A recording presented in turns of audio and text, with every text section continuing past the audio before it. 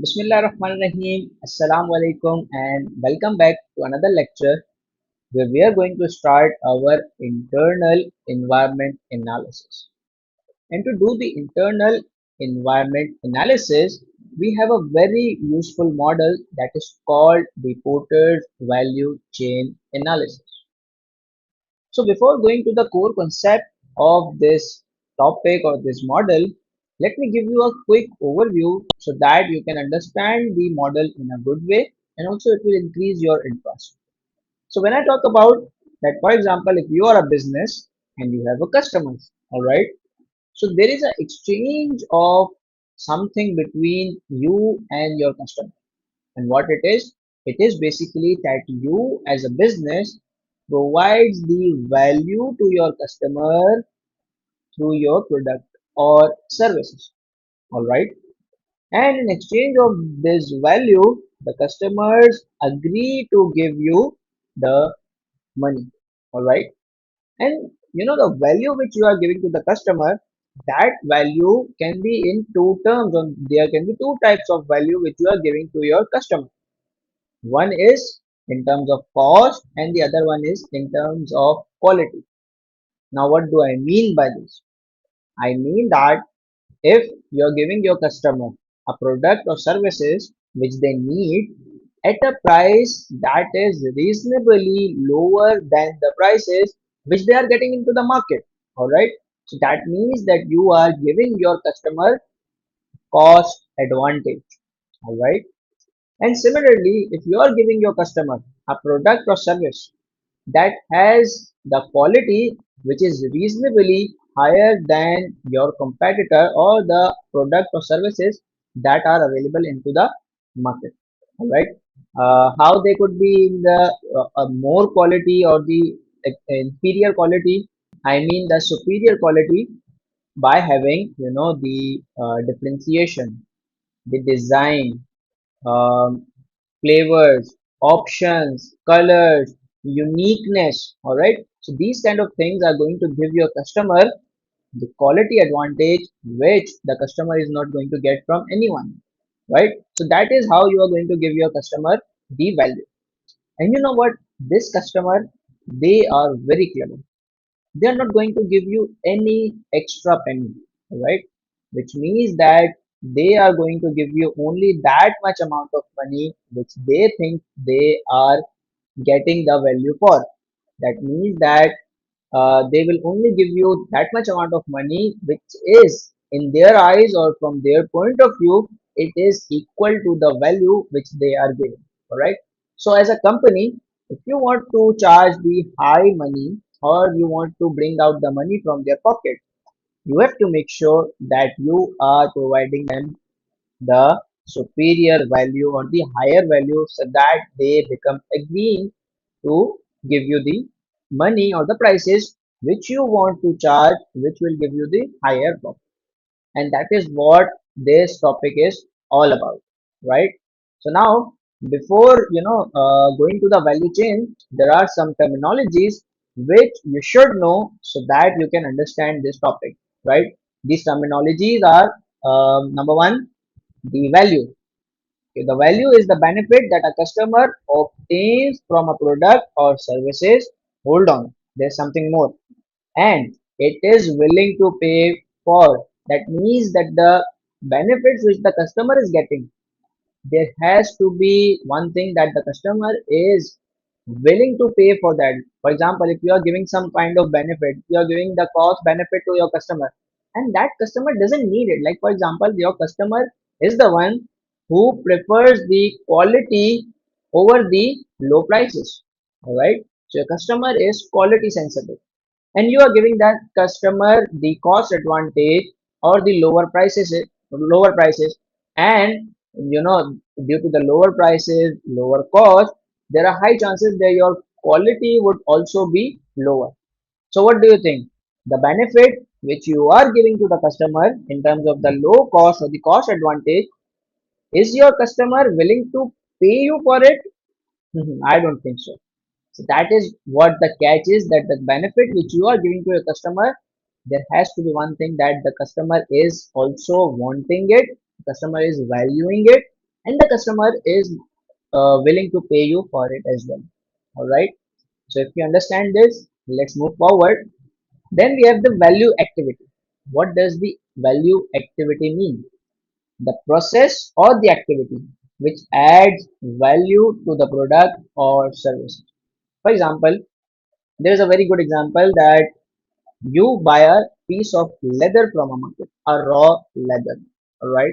It could be of the sheep, it could be of the cow, snake, crocodile. So you bought it for $10. All right. Instead of selling this $10 leather for like $11 or $12, what did you do? You did a value addition, like you did a value activity. For example, you first clean that leather, you refine that leather, all right. Then you cutted that leather into the shape of a belt, all right, and you cutted it in such a finished way that it, top notch quality, and then you sew it, and then you added a buckle into it, and you made a leather belt out of this raw leather. So from the raw leather to the leather belt, you did a value addition activity, and that is what we call the value activity. And due to this, what happened, that now you can sell this leather belt for $40. That means the thing which you were about to sell for 11 or $12, having the margin of $1 or $2, now you're going to earn the margin of $30. And what increased your margin? The value addition or the value activity. No? And that is what we need to understand in this model, that the porter is trying to make you understand that there are few value activities within the organization, because it's an internal analysis, right? Which add the value to your product or your services. All right.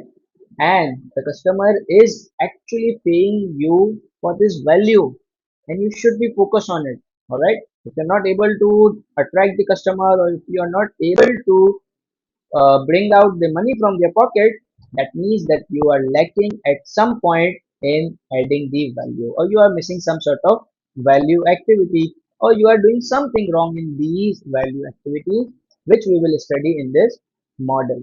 So now let's move forward and see the other term, that is the value chain. And what does it mean? The value chain is the interconnected activities that create the value, and the total value added by the entity is the sum of the value created by each stage along the chain. That means that in the organization, that there is not a single activity which an organization does to add the value. There are different kind of value activities which makes a chain of value. At each stage, somewhat or the some extent of value is added to your product or services. Like in the leather belt example, first you purchased a good leather, all right, then you cleaned it, and then you cutted it, then you sew it, and then you polished it and added a buckle. These are the different stages or different steps or different activities which are interconnected with each other, and they are making a value chain for you. And through that value chain, you are starting the your product and then bringing it to the end stage, so that it could be delivered to the customer in the form of value. All right. And the porter has made some activities, or have described some activities within the organization, and he has analyzed them into a different categories. The number one is the primary activities, and number two is the support activities. So that means that there are two kind of broader categories into an organization, through which an organization adds the value to its product or services. Number one is the primary activities, and number two is the support activity. And we have a very good diagram to understand these primary and as well as the support activity. Let me show you. Yes, this is the diagram. So we have at the bottom, we have the primary activities: inbound logistics, operation, outbound logistics, marketing and sales, and the after sales service. All right. Remember that I have not explained any of them. I'm just calling out the name. All right. I will explain all of them in detail. So then we have the support activities. These are the firm infrastructure, procurement, technology department, human resource management. And collectively, all these activities, what they do, they increase your margins. They shoot your margins. That means that they give you an ability that you can charge the higher prices to your customer or somehow attract the customer. That will increase your revenues, increase your margins, and will increase your profits. And that is what our objective is as a business leader. Our objective is to make the company successful, to increase the profits. All right. And that is what the porter is telling us through the value chain analysis. So now finally, let's move ahead and one by one we will explore all of these activities in detail with example.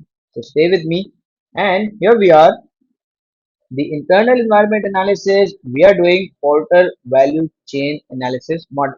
All right. So we have first inbound logistics. What does it mean? The processes that relates to receiving, storing, handling material input from suppliers premises to the warehouse. That means that, you know, among the value chain stages, that is the first stage where you bring the raw material or the inputs of your products from the supplier's premises or the supplier's warehouse to your warehouse. Okay, number one thing. And also the way you store them and the way you handle them within the warehouse. Now, what do I mean by this? So how is it creating the value? Let me give you some examples. Yes, for the inbound logistics, the examples are, for example, the transportation route.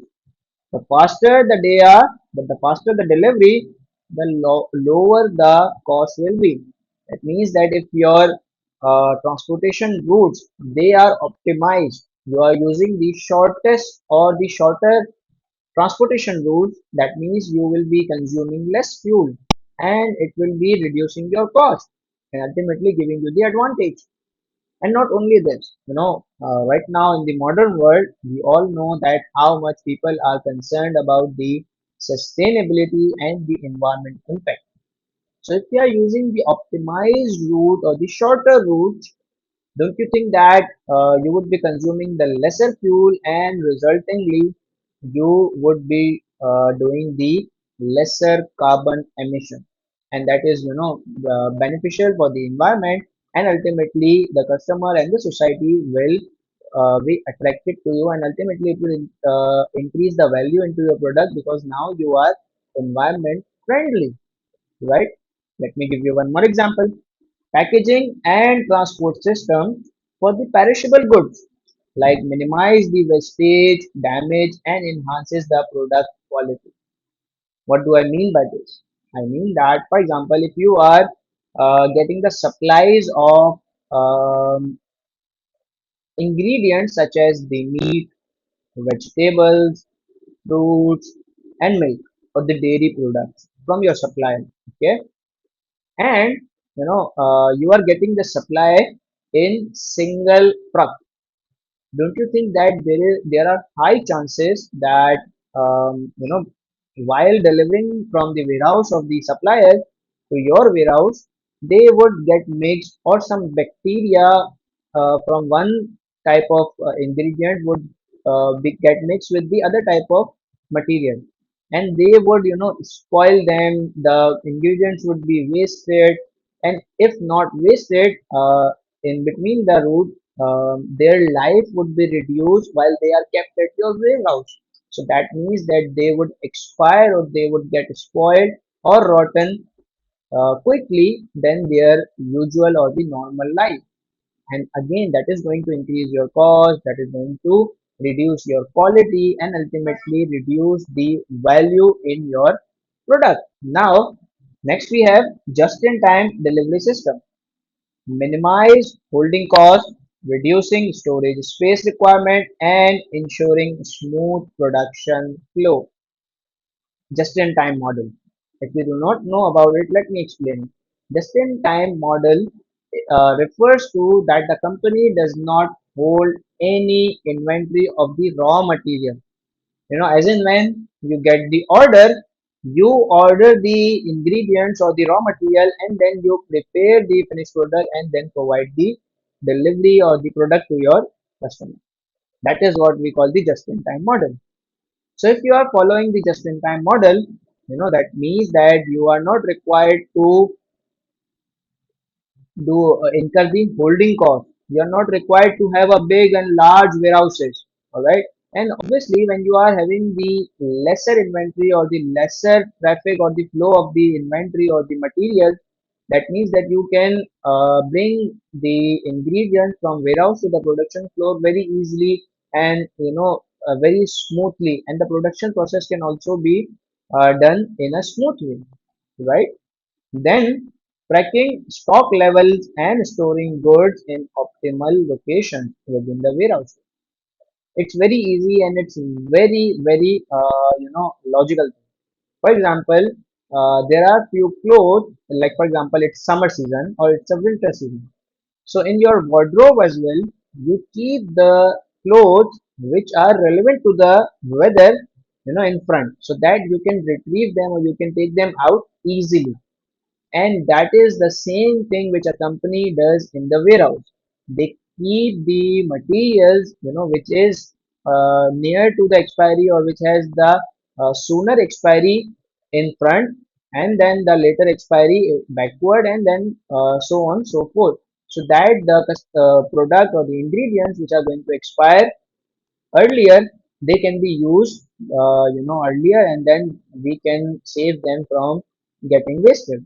All right.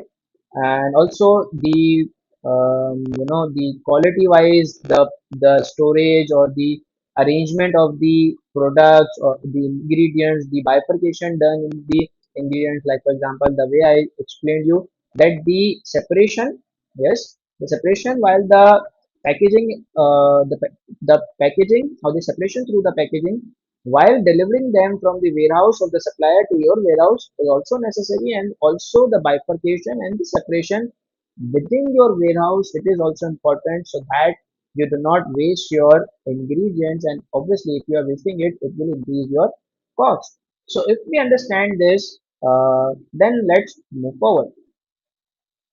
Then we have the next step, that is the operation. Remember that we are working in a value chain. So once you have brought your ingredients into your warehouse, you have stored it and you are handling it properly, you are adding the value.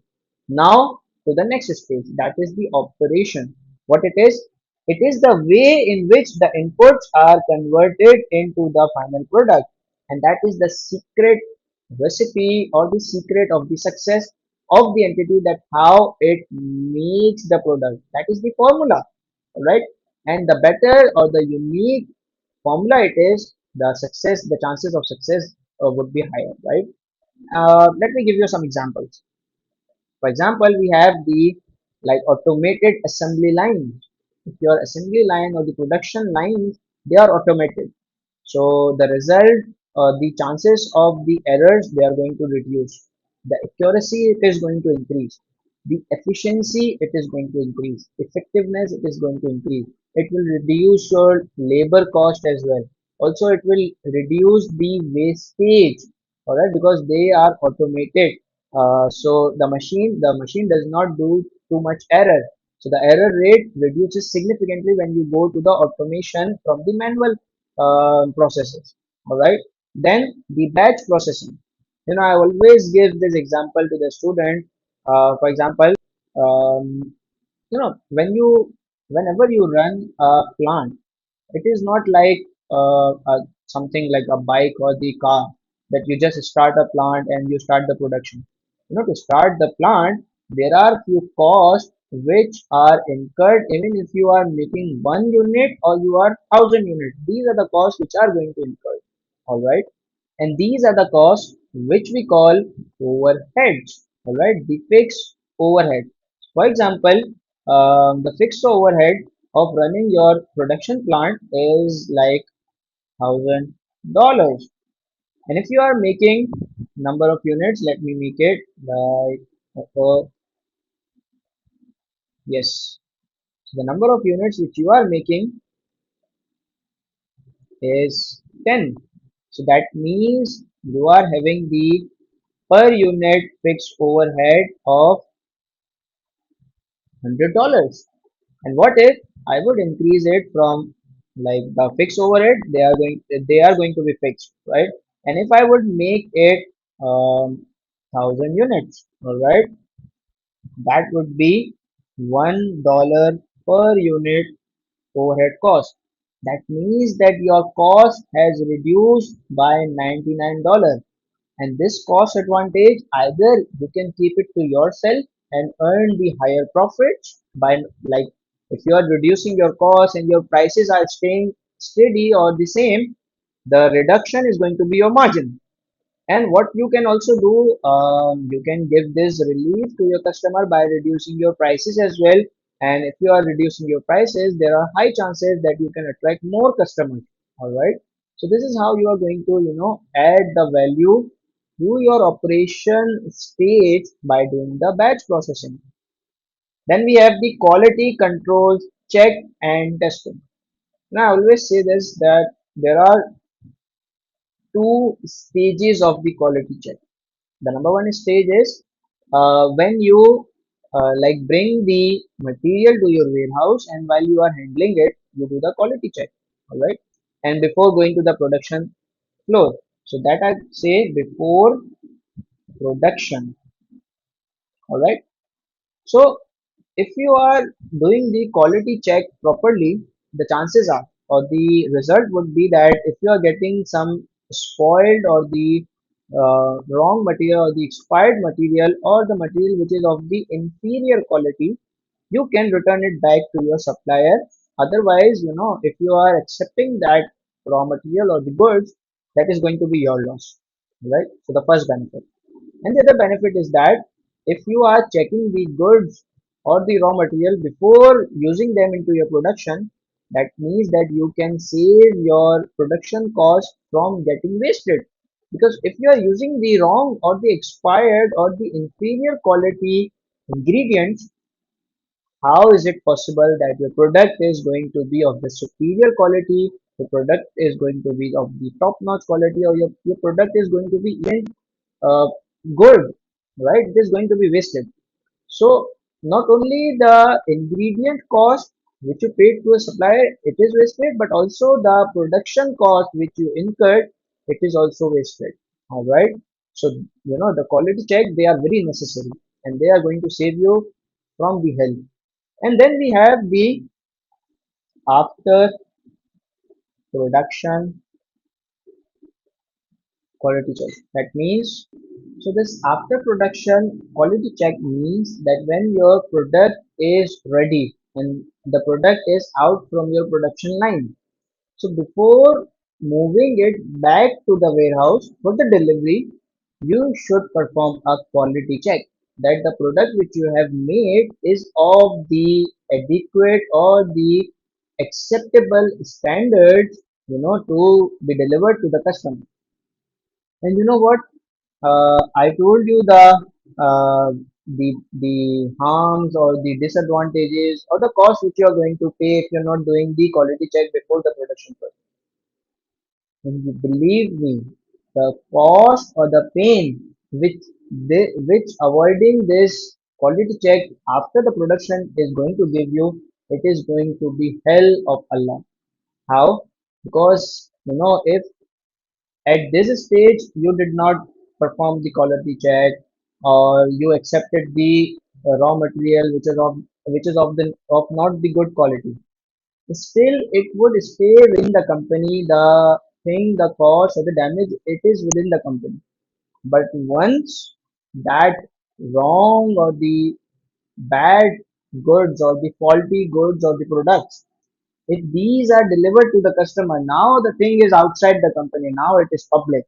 And believe me, the negative reputation it is going to attract or the damage it is going to give to your brand, it is more or it is higher than all of the cost which you are going to incur on the either quality check or if you would miss it before production. So the quality check before production process, it is hell a lot of important.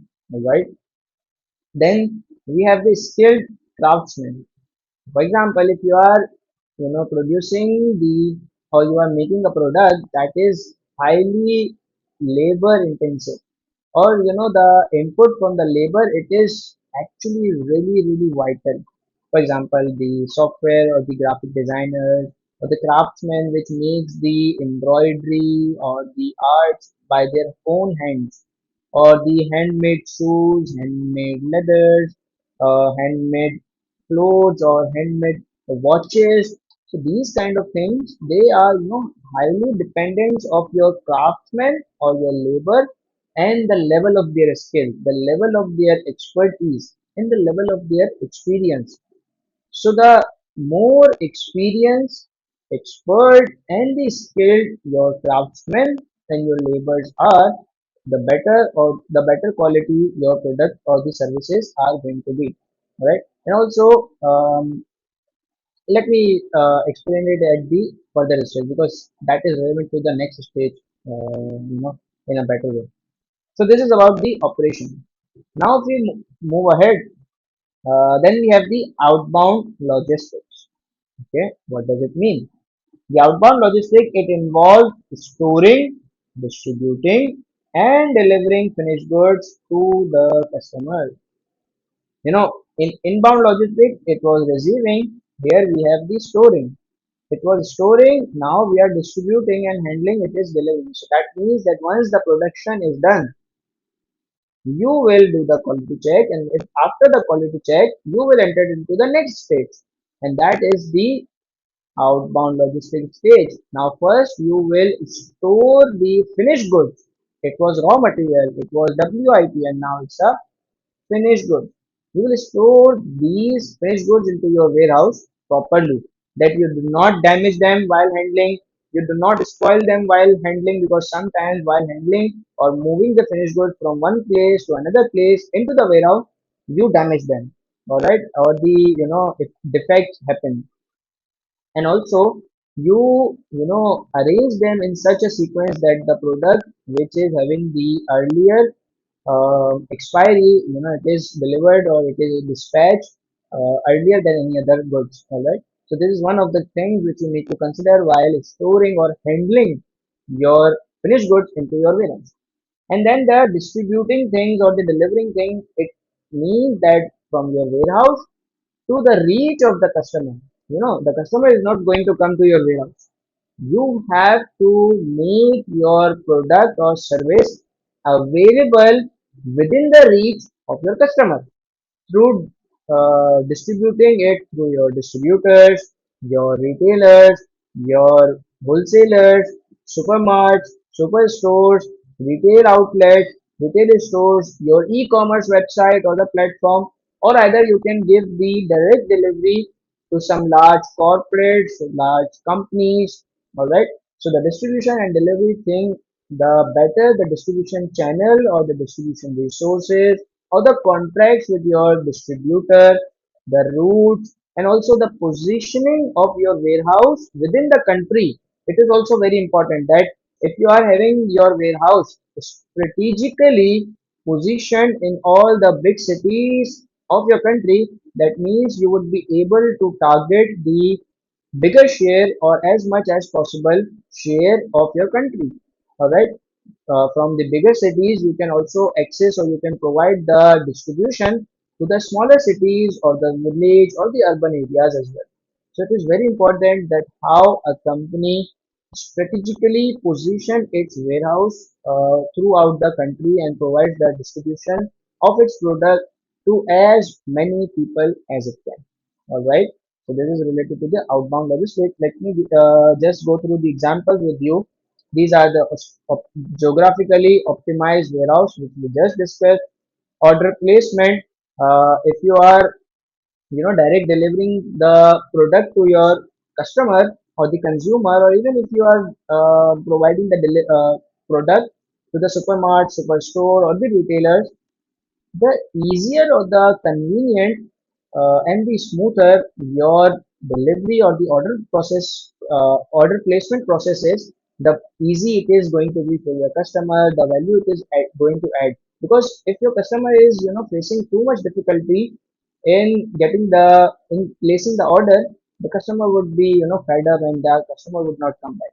For example, it happens with us all of the time that when we are using the application of the banking provider or the banks, the application which is smooth, always up, and you can easily do the transaction, you prefer those banks. And those banks which are always their website is down, when you are sending the payment, it is deducted from your account, but it is not received by the person who you are sending. You are worried here, the person is worried there, and every kind of mess happens. So you do not prefer these kind of banking application as well. And that is what it is all about, the way you are delivering your services and the process of order placement. Then we have easy access to the customer.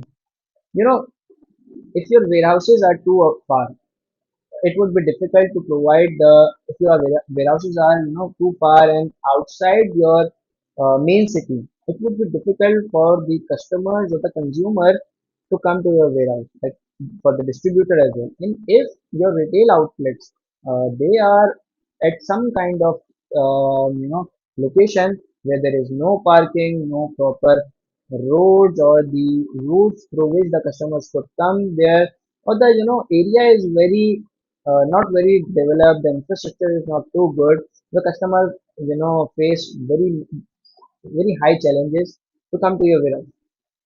It is again going to um, decrease the value from your product.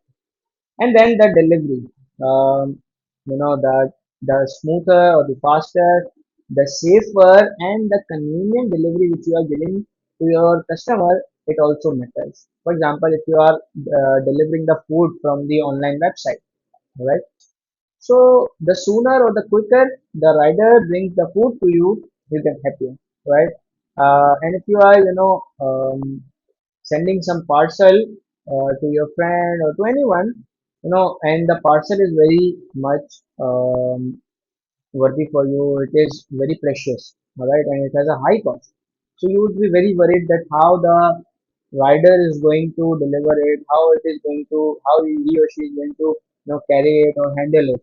So you would be concerned about the safety of your parcel because it's precious for you, it's high cost, all right. So the delivery again, it adds the value. The safer, the quicker, and the smoother delivery it is, it will increase the customer satisfaction and the experience, and ultimately deliver them the value. If the customer needs these things, that means they are value for them, and they are going to pay for it. All right. Now let's move forward. Then we have the marketing and sales. So, from your warehouse, now you delivered the product to the superstore, supermarket, retail outlets, retailer, wholesaler, distributor, everywhere. But what about informing your customer that your product exists and you are there to serve them? You are there to fulfill their needs. That means that the process doesn't end here. You need to inform your customer about your products and services, the benefits, the cost, the features which the customer is going to get from your product, and your product is available. All right. It comes under the marketing and sales thing, informing buyers and the consumers about your product and services. For example, marketing, advertisement, promotional activities. All right. Let's look at the some of the examples. So, for example, we have advertisement, promotions, event marketing. We have always seen that in the football World Cup or the cricket World Cup or the bilateral series, um, the brands they sponsors the jersey, kits, the equipment, also the grounds. Decoration of the ground, everywhere they sponsor it. And what do they get in return? They get the marketing, because when their brand is labeled on the jerseys of the players. Their brand is printed on the ground. So the public comes to know that okay, they exist. There is something or some product or service they are providing, and if they are invest or spending too much, that means they are of the big company. They are a big brands. So the quality is going to be the good. The product is going to be the good, and that is how they attract the customers or the consumers. So that is called the event marketing. All right, and also in some charitable or the welfare event, you do some sponsorship, and your name is presented there. So it attracts the positive publicity, and it attracts the support of the society that you are doing good thing, and ultimately the people comes to know about you. All right. Then email marketing, we all know we whenever you give your email to any website or the e-commerce platform, they time by time they gives you the email marketing messages that the product which you were looking earlier, it was not available, we were sorry, but now this product is available with these range of features, these range of colors, these range of varieties, and now you can order it. Also there are some discounts, some offers, there is some similar sort of product which you must be or you might be interested in. Alright, so these kind of marketing campaigns or the marketing techniques which the businesses use to market and sell their product. And the social media marketing, we all know about the Facebook, Instagram, YouTube, LinkedIn, TikTok, and the Reels, moving marketing, pictures, images, voice note, statuses, everything. It comes under the social media marketing. And then we have the PR campaigns that you do the contracts with the kind of the celebrities or the superstars or the cricketers or the athletes. When you do the contracts with them, it gives your brand some next level of association with that star or the celebrity, and the boost which you get is unimaginable, because the aura or the attraction which this celebrity has, it somehow directly or indirectly reflects onto your product, right? Because if the star is famous and you are associated with the star or the celebrity, ultimately your brand is going to get famous, right? So this is how it is about marketing and the sales. And then the good businesses, the poor businesses and the good businesses, there are two one basic difference. The poor businesses, they end their process here, that once we have made the sales, now we don't know the customer, we have got your money, you have got your product, only now our relationship ends. No, but the good business, they take the customer satisfaction or the customer service to the next level by continuing the relationship or keep getting in touch with your customers even after the sales, like the after sales services, for example, all activities that occurs after the point of sale. So what are those activities? Now these are, for examples, we have installation services. For example, if you are buying some ERP software, all right, so this is not possible that your customer or the company which is buying the accounting or the ERP software, that company has the ability or the expertise to install the software. That is not possible, right? So if you are providing them the installation services as well, then the warranties, guarantees, repair and maintenance, like you provide the 1 year free repair and maintenance, or the 5 years, or the 2 times, or these kind of repair and maintenance services which you provide to your customer to stay in touch with them and to maintain the long-term relationship with them. It will affect a lot on your customer loyalty and customer retention ratio. All right, then the customer support system, like for example, if you have delivered some kind of gadget to your customer, all right, but your customer is not able to use it properly, or the customer is facing some issues into it, and the customer needs your support, needs your guidance, and there is some issue into it. So those businesses which are available for the customer to support them, they are always valued by the customer. For example, if you are buying some expensive gadget, for example, I when I bought this iPad, I was always worried that what would happen if I would not be able to use it, or there is some issue in charging, Apple Pen, or any kind of issue would arise, to whom I would be going and to whom I would be, asking for the help, and who is going to guide me or is going to give me the support. So if your customer is having the comfort that you are there to support them, you are there to guide them, this adds the next level of the value to your product and your business as well. All right. So these are the primary activities. All right. Now then we have the secondary activities or the support activities among the porter's value chain. Let us go through them, and then I will differentiate between the primary activities and the support activities, so that you will remember it for the lifetime and you will never forget that what are the activities which are primary activities and what are the activities which are support activities, because many students get confused into it. And let's move ahead. So the first thing is procurement. So what does it mean? It means that how resources are acquired. It includes specialized purchase department analyzing product samples, negotiation, long-term contract, and etc. You know, if you are purchasing the ingredients or the raw material or the inputs which are not of a good quality, they are, bullshit.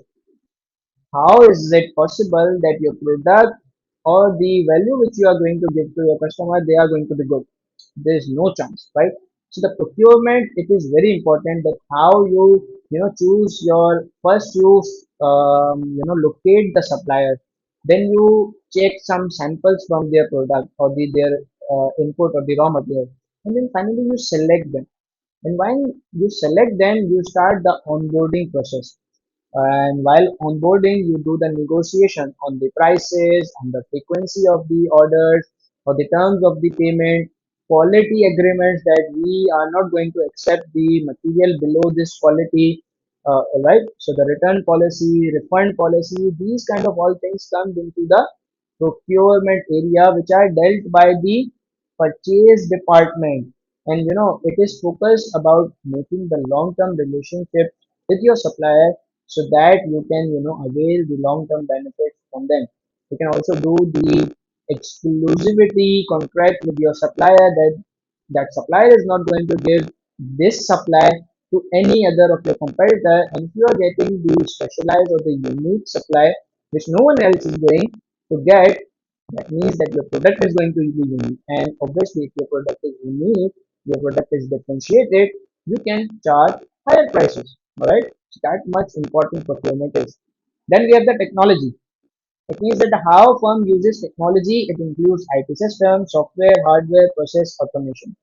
When I talk about the technology into the value chain, it means that from initiation to the end, from procurement department using the software, using the technology to evaluate the samples, to do the negotiation, um, to connect with your supplier, your inventory levels with their system, so that when the inventory levels are lower than the a certain mark or the certain point, the system would make or place the automatic order. Also, the how much technology or how advanced machines or the vehicle which you are using to store and handle the material into the warehouse, then how much advanced machines, the production assembly lines, or the plant which you are using on your production floor. You are using robots or not, your production process is manual or automated, and then the technology which you are using to perform the quality check. So, and then the distribution center, the marketing thing, the after sales service, how much advanced and the higher quality technology is involved into your organization. It, actually adds the value by making your processes smooth, easy, convenient, flexible, and also efficient, right? At the same time. So this adds the value, all right? Then we have the human resource management. So the human resource management includes the recruitment, developing, motivating, and rewarding your workforce, because they are going to work at the procurement stage, inbound logistics, operation, outbound distribution, then marketing, after sales. So all it is done by whom? It is done by your workforce. So the better workforce you are recruiting, the better you are doing their development and you are keeping them motivated and you are rewarding them, the better the results are going to be at the each stage. Because if you are designing each stage of top level, but the people who are executing the processes at each stage, they are useless. They do not have the required skill. They are not motivated. They are not developed. Do you think that you would be able to add the value or increase the value into your product? No, not at all. And then we have the firm infrastructure. That means that the how organization of the firm is governed, firm infrastructure and role support system and the other function, finance department, quality control, legal department. So these are the support system, how much effectively they are collaborating with each other, how they are supporting each other, and the structure of the organization. When I say structure, it means that the hierarchy of the organization. Is it a tall organization? Is it a short organization? It's a flat organization. It is following the metric system. It is following the divisional system. It is following the geographical division system. So whatever the structure the firm is following, has to be suitable for that product or for that industry. If it is not suitable, again, you would not be able to, collaborate all the functions and bring out the synergy and benefits from them. You are not going to get the most out of your all functions. All right. So this is about the porter value chain analysis. Now the time comes that we would, go on to the next level and understand this thing, that what are the activities and why these activities, are called support activities, and why the activities or the stages which we discussed earlier, they are called primary activities.